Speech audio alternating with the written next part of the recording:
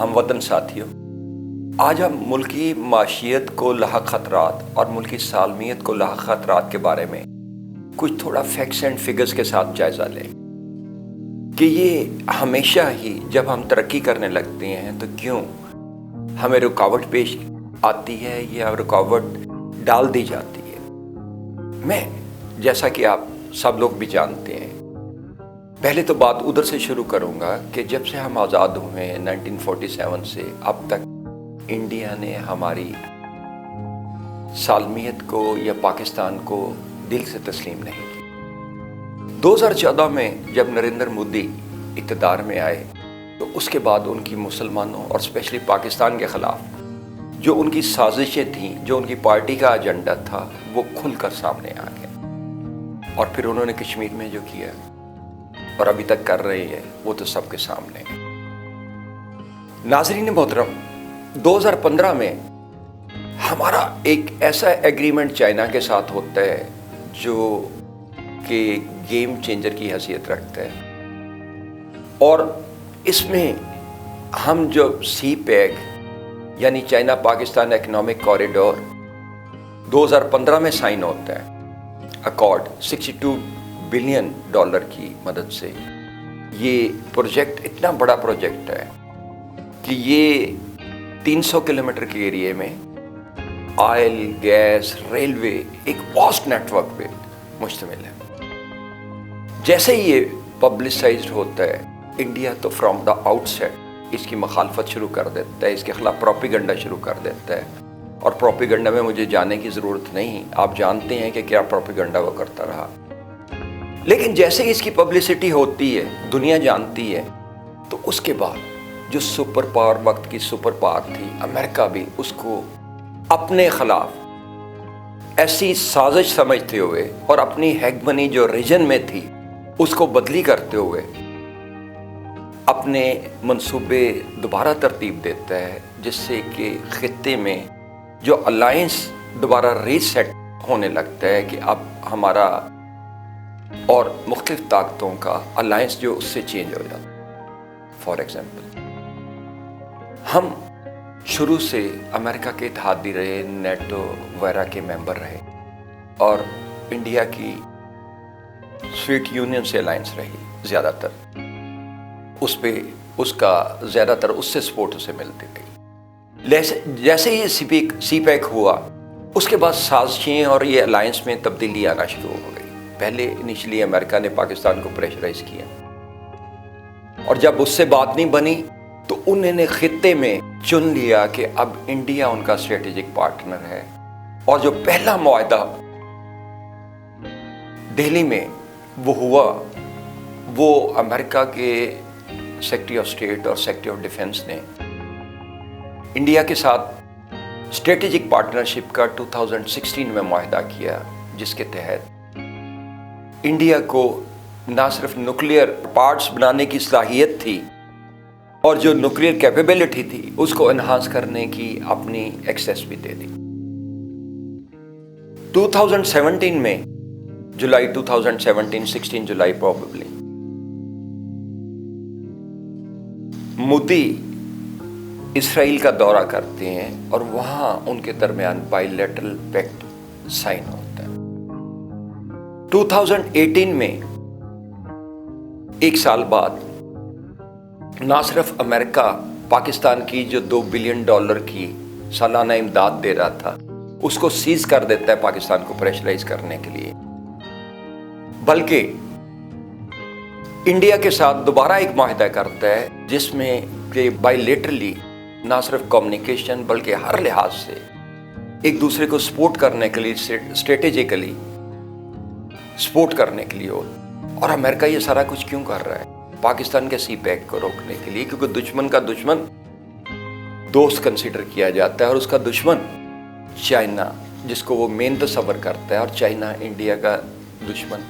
تو دشمن کا دشمن دوست ہوتا ہے۔ اور اس چیز کو مد نظر رکھتے ہوئے امریکہ انڈیا کو آشیرواد، بائی لیٹرل پیکٹس اور ان میں انوالو ہوتا جاتا ہے۔ اور اب اس سب کی وجہ کیا ہے کیوں امریکہ چائنا کو اپنا دشمن تصور کر رہا ہے کہ اس کی سپر پاور کی جو اس علاقے میں خطے میں پریزنس تھی، شامل افغانستان، سینٹرل ایشین اسٹیٹس اور یہ سارے علاقے میں، وہ چیلنج ہونے لگی. جو اس کا ابھی تک رویہ تھا چائنا کا کہ وہ کوائٹلی اپنا ٹریڈ کو ایکسپینڈ کر رہا تھا اور زیادہ تر ملٹریلی وہ نہیں جا رہا تھا، لیکن جیسے ہی سی پیک سائن ہوا، ان ساری پاورز نے اور یہ ساری ریجنل جو پاورز تھیں، انہوں نے یہ سمجھا کہ یہ تو ہمارے ہاتھ سے بات نکلتی جا رہی ہے، اور اگر پاکستان ترقی کر گیا، چائنا نے اس خطے میں اپنی سپرمیسی اسٹیبلش کر لی، تو پھر شاید ہم اس کو روک نہیں پائیں گے. جولائی 2020 میں نتن یاہو اسرائیلی پرائم منسٹر اگین دہلی کا دورہ کرتے ہیں انڈیا کا، اور ایک bilateral pact sign out cooperation کا. پھر اس وقت اسی سال جبکہ امریکہ میں صدارتی انتخابات ہونے میں چند دن رہ گئے تھے، اور 3 نومبر کو جب انتخابات ہونے تھے تو 25-26 کو پینٹاگون کو اتنی جلدی تھی، ان کو اپنے ارادوں کو امپلیمنٹ کرنے کی اتنی جلدی تھی کہ امریکن سیکرٹری آف اسٹیٹ اور ڈیفنس سیکرٹری انڈیا آتے ہیں اور 4 معاہدے کرتے ہیں انڈیا کے ساتھ فار بائیلیٹرل ٹائز اور ریجنل، اس میں جو انڈیا کو اسٹریٹجک پاور بنانا. ناظرین کرام، یہ تو وہ سارا جتنے معاہدے ہوئے ہیں، یہ ہمارے سی پیک اور یہ جو اتنا ہمارا گیم چینجر یا ہماری معیشت میں ترقی کا ایک باب اب جاری ہو چکا ہے، اس میں کام شروع ہو چکا ہے، اس پہ ہماری معیشت پوری ڈپینڈ کرے گی، اور ایک گیم چینجر کی حیثیت سے ہماری ترقی آگے کی طرف بڑھنے لگے گی، اور اس کا سب سے زیادہ فائدہ ہمیں ہوگا. گوادر سی پورٹ جس پہ چائنا اور پاکستان انحصار کر رہے ہیں کہ پوری دنیا کو اس سے کمیونیکیٹ کریں گے 1 بیلٹ 1 روڈ منصوبے کے تحت، اس میں نہ صرف پاکستان کے مختلف علاقوں میں ترقی ہوگی، اس کے سارے روٹس پہ جو 300 کلومیٹرز کے اوور ایریا میں ہے، اس میں نہ صرف ترقی ہوگی بلکہ آئل، گیس، ریلوے کا ایسا واسٹ نیٹ ورک بنے گا جو پاکستان کی ترقی میں ہب کی حیثیت رکھے گا. اور گوادر پورٹ ایک ایسی پورٹ ہے جو کہ نزدیک ترین کسی بھی پورٹ کے، بلکہ دنیا کی ڈیپ سی پورٹ ہے، سب سے زیادہ ڈیپ سی پورٹ ہے، اور اس میں جتنے کیپیسٹی ہے وہ کسی خطے کے، کسی اس ریجن کے دوسرے ملک میں اتنی اچھی پورٹ فیسلٹی نہیں ہوگی جب یہ ڈیولپ ہوگی گوادر فائل. تو ان سب کے خلاف اب نہ صرف امریکہ، انڈیا، اسرائیل، بلکہ ان کے جو الائز ہیں دوسرے لیٹ سی، وہ سب مل کے سازشیں کر رہے ہیں اور ہمارے خلاف اور چائنا کے خلاف. ہم تو اپنا کنسرن زیادہ رکھتے ہیں کہ ہمارے خلاف نہ صرف اس ترقی کو روکنے کے منصوبے بنا رہے ہیں، بلکہ اس کو نقصان پہنچانے کے، اور کھلم کھلا کہہ رہے ہیں اوپنلی کہ ہم نے اس کو نہیں بننے دینا اور نقصان پہنچانا ہے. اور انڈیا میں سیل قائم ہو چکا ہے، ظاہر ہے اس کے لیے انویسٹمنٹ اربوں ڈالر کی انڈیا نے افورڈ نہیں کی، یہ بھی انہی کا دیا ہے جو سپر پاور کا ہے. ناظرین محترم، میں یہاں آپ کی توجہ ہلکی سی ماضی میں لے جانا چاہوں گا کہ جب بھی پاکستان ترقی کے راستے پہ چلا، لیٹ سے it was Ayub Khan, general Ayub Khan, جس کے وقت پاکستان نہ صرف خطے کو ڈومینیٹ کر رہا تھا بلکہ مشرق وسطیٰ پوری دنیا میں پاکستان ایک ایسا رول ماڈل کے طور پہ سمجھا جاتا تھا، مسلمان ممالک میں رول ماڈل کے طور پہ سمجھا جاتا تھا، جو بہت تیزی سے ترقی کر رہا. اور پھر یکدم تحریک چلتی ہے اور جنرل ایوب ریزائن کر دے. اس کے بعد وہ دور آیا جب جنرل ضیاء الحق کے وقت ہم انڈیا میں خالصتان موومنٹ، اور اگر خالصتان کامیاب ہو جاتا تو کشمیر بھی ظاہر ہے آزاد ہو جاتا، اس سٹیج پہ پہنچ گئے تھے، ہم اس کے بہت نزدیک تھے. تو جنرل ضیاء الحق کو شہید کر دیا جاتا ہے ایک حادثے میں۔ بے نظیر کے وقت جب پاکستان اگین ترقی کے راستے پہ چلا تو بے نظیر کی شہادت ہو جاتی، اور اب جب کہ ہم پھر فائنلی ہمارے ادارے، ہماری معیشت ترقی کے راستے پہ چل پڑی ہے، تو اس وقت پھر پاکستان کے خلاف سازشیں شروع ہو گئی ہیں۔ میں محترم ناظرین، میرے محترم پاکستانی ساتھیوں، میں ذرا سا آپ کو پھر ہلکا سا یاد کرانا چاہتا ہوں کہ یہ جو مسلمان ممالک ہیں جن کو تباہ کیا بیسیکلی امریکہ نے، لیٹ سے آپ اس کو عراق لے لیں، لیبیا لے لیں، شام لے لیں یا افغانستان لے لیں، ان سب میں بیانیہ کیا تھا ان کا؟ بیسیکلی انہوں نے پہلے گورنمنٹ کے خلاف لوگوں کو کیا، اور انریسٹ تو ہر ملک میں موجود ہوتی ہے، مختلف پارٹیاں ہوتی ہیں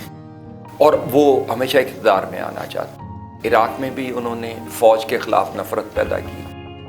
شام میں سول وار کرائی، لیبیا میں سول وار کرائی اور فوج کے خلاف پہلے نفرت پیدا کی، افغانستان میں سول وار کرائی اور پھر خود وارد ہو گئے۔ اب یہاں بھی میرے محترم ناظرین پلیز ہمیں ریلائز کرنے کی ضرورت ہے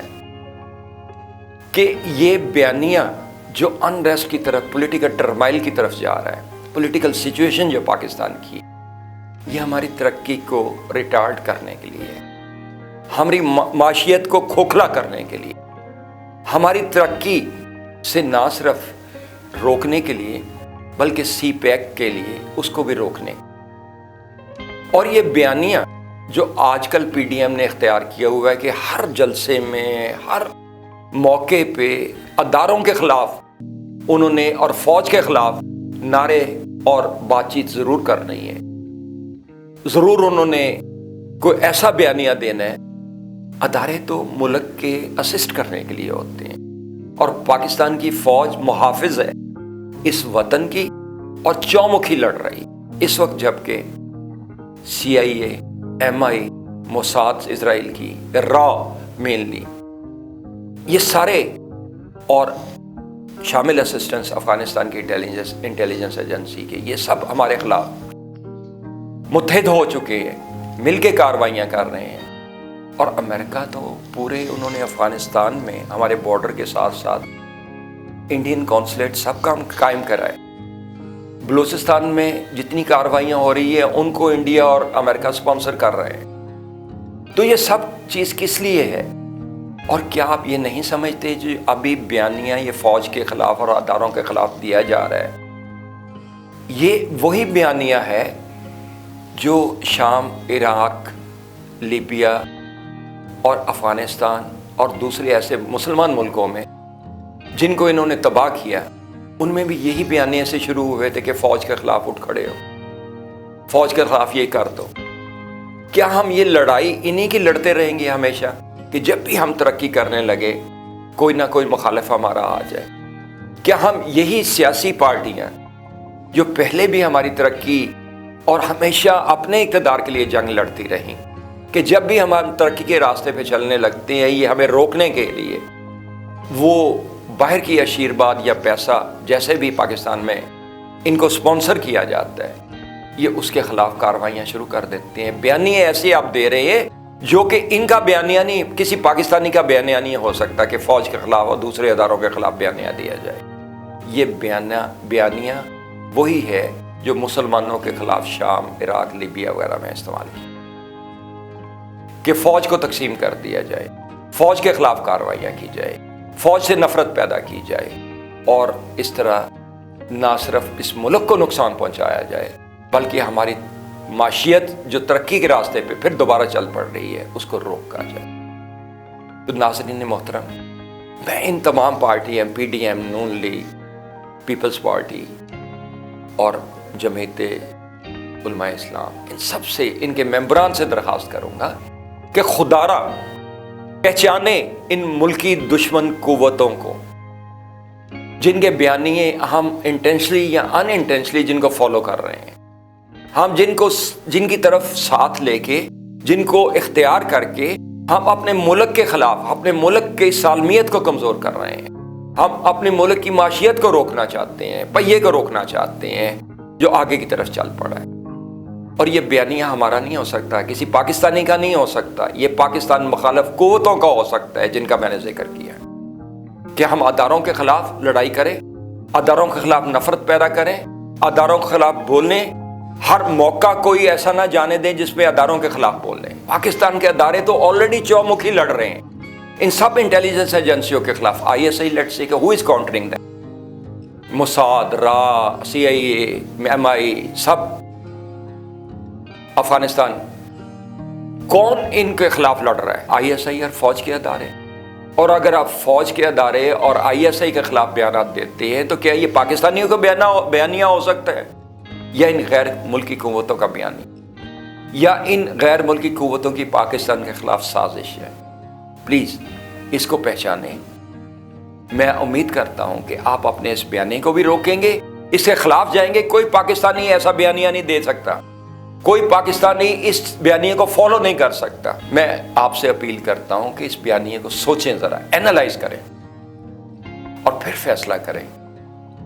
یہ ہمارے ادارے تو ہمیشہ سے اسسٹ کرتے رہے ہیں، ہر حکومت کو اسسٹ کرتے رہے ہیں، اور پاکستان کی سالمیت کے لیے بے شمار قربانیاں دیتے رہے ہیں، ہمیشہ قربانیاں دیتے رہے ہیں، اب بھی قربانیاں دیتے رہیں گے، اور انشاءاللہ پاکستان اس مارکے میں بھی سرخرو ہوگا۔ پہلے بھی سرخرو ہوتا رہا ہے، جو انہوں نے فاٹا اور دوسرے علاقوں میں ہمارے خلاف سازشیں کی، ان سب کے خلاف پہلے بھی کامیاب رہا ہے، اور انشاءاللہ ہماری فوج اب بھی کامیاب رہے گی۔